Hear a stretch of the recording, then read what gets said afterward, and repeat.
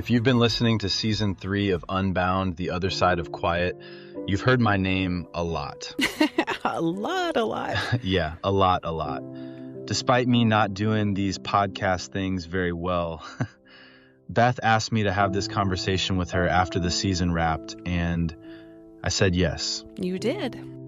36 years later, having a conversation about things we've never really talked about so publicly. Yeah, I think people might be surprised we're doing this together. After everything in the book? Yeah, after everything in the book. Why what? Like, why did I keep coming back after you pushed me away so many times? I've wondered that myself for, decades. And I knew that underneath all that pain and self-destruction was someone worth waiting for, you know? Even when I said those horrible things to you. Yeah. About Keir. Can we talk about him? Yeah, we can talk about it. Brandon took him, not you. Intellectually, I know that now. I know. How? I was angry. God, I was so angry. Yeah. And then we lost each other on top of losing Keir. That was my fault too. Was it though?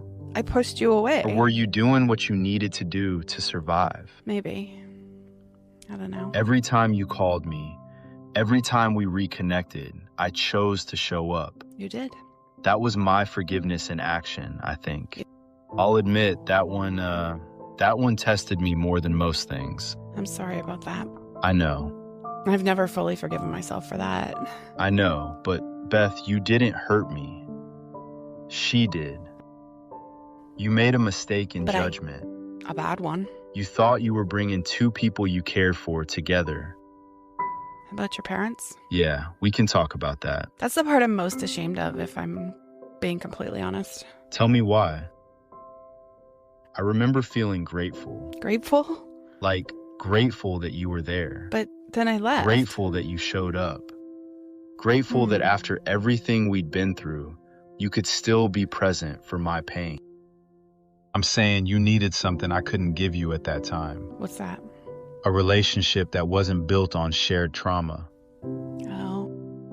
Probably needed to learn that I couldn't love you into healing.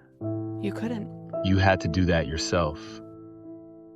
We went from being two people trying to recreate something that couldn't exist anymore to being whatever we are now.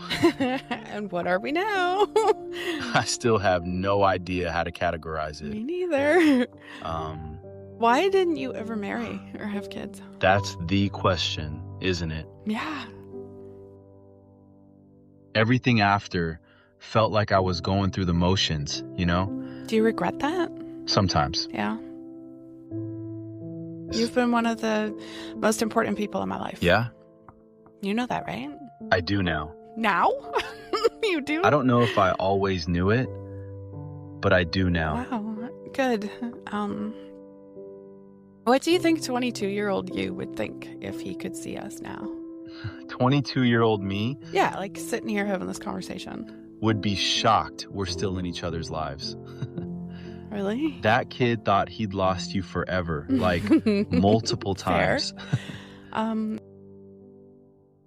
know it wasn't easy. Hardest thing I've ever done. Yeah? Harder than the weight loss, harder than Brandon, like just harder than any of it. Just putting it out there. Why? I don't know. It was weird.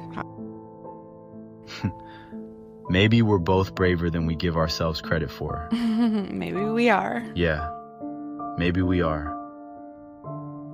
I hope this conversation showed you that repair is possible, that grace is real. You know, both of our moms taught us a lot about grace growing up, and that people can hold stupid, complicated histories and still choose love.